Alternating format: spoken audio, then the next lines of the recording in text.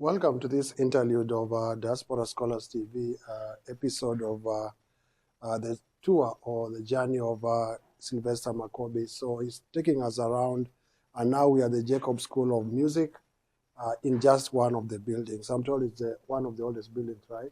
Yes, it's one of the oldest buildings with the oldest recital hall. The oldest recital hall. Mm-hmm. Kind of the concert room, because at the end of maybe a semester or before you graduate, you have to do a recital, a performance alone.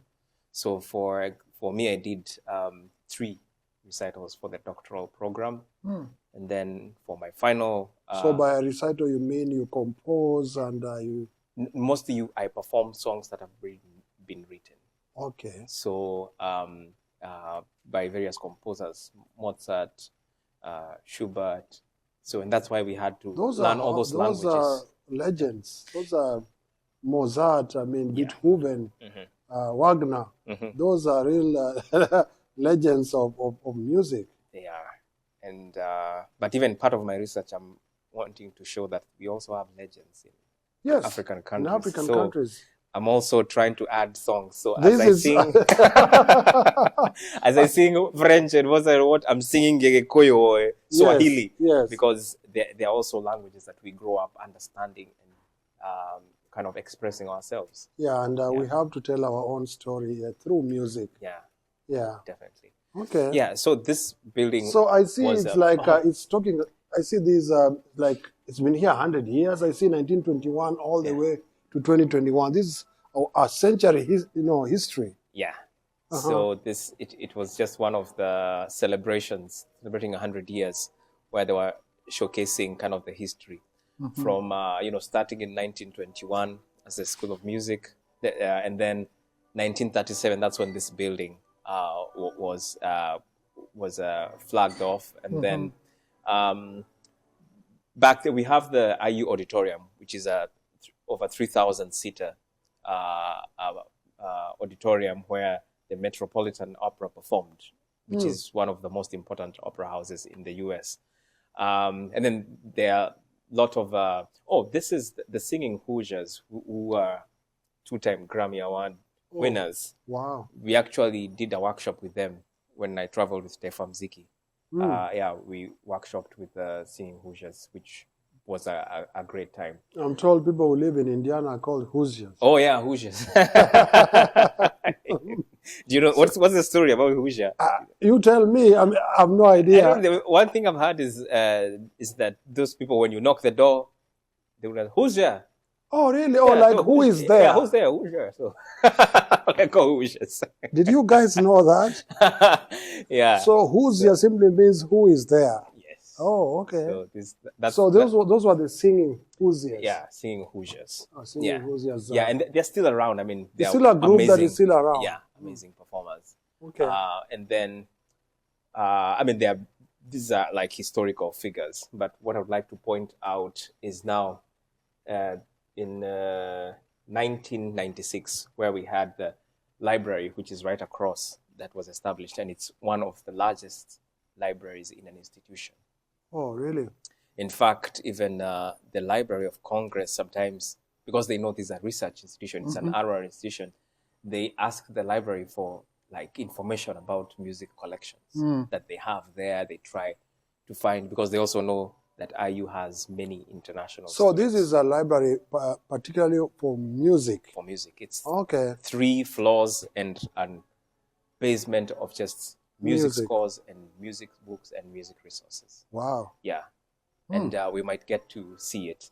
And then in 2005, that's when the school was renamed to Jacob's School of Music after the family donated over $40 million. $40 million? Yes. Whoa. That's... Yeah, I see here it says the school is named IU Jacob School of Music in 2005. Yes. After a generous donation of over $40.6 million. Yes. I mean, that's over 4 billion. Is it 4 billion or 40 billion? I mean, I do the math. That is 2005. Yeah. And then 2013, that's the newest building, which was also built by the Lilly Endowment, 44 million that we'll go and see. It's a beautiful building. 2014, I think it feels as one of the most important things that I've experienced here is the Office of Entrepreneurship and Career Development, because it's where you go and learn, like, hey, Makobi, you have studied voice. How do you turn it into a hours business? And hours. You even cook and stay there or sleep and then continue Yeah, practicing. you are telling me you guys have a rice cooker. So a rice cooker in the practice room.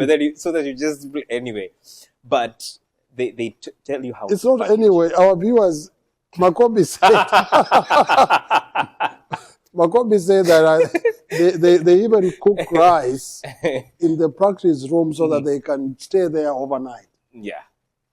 But that's not required in the curriculum. It's just people who just want to keep financing their being good at it. Yeah. Okay. So this office just helps you package yourself. They helped you build a website.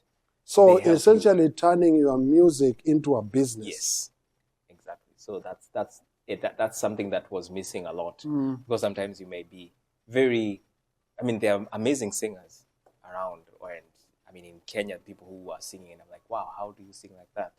But sometimes opportunities may come at different points. So you may find you have an opportunity, but there's somebody else with so much talent, but nobody has maybe pulled them or shown them or opened the door or something like that. So yeah. And then of course there's a Georgina Joshi, who I know it's a family who unfortunately she passed away with about 5 friends. They were in a helicopter going for a performance, but now the family donated money to build a recording studio. Yeah, so and it looks pretty state of the art. It is, yeah. So that's kind of and in 2020 during COVID, there was online instruction. Yes. That's our past, right? Because many times you perform in the same room as your director, choreographer, and so on, but this was different. In fact, in my final I did 2 recitals, 2 performances, and one was an opera, because sometimes you can switch. They can allow you to, if you perform in an opera, you don't have to do the 1-hour performance because it requires as much time. A lot of practice, Professor Kim Carbayo, who I've mentioned that she's the reason why I'm actually here. We did my last recital during COVID. And I was in a room singing, and she was at home. Wow. So the technology, there's a way, the school got integrated to connect that she's playing piano from her house and I'm here, but we are on time.